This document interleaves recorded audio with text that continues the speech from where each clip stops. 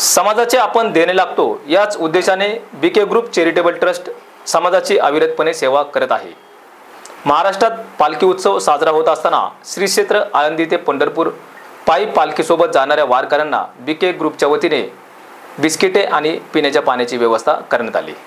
येरोडा भागातील डेक्कन कॉलेज जवळ स्वागत मंडप उभारण्यात आला होता। यावेळी अप्पर पोलीस आयुक्त मनोज पाटील, परिमंडल 4 सहाय्यक पोलीस उपायुक्त विजय मगर, सहाय्यक पोलीस आयुक्त विठ्ठल दबडे, विश्रांतवाडी पोलीस स्टेशनचे वरिष्ठ पोलीस निरीक्षक कांचन जाधव, आमदार सुनील टिंगरे, माजी आमदार जगदीश मुळीक, माजी स्थायी समिती अध्यक्ष योगेश मुळीक, माजी नगरसेवक अविनाश साळवे, माजी नगरसेवक किशोरदादा विटकर आदींनी या उपक्रमास भेट दिली।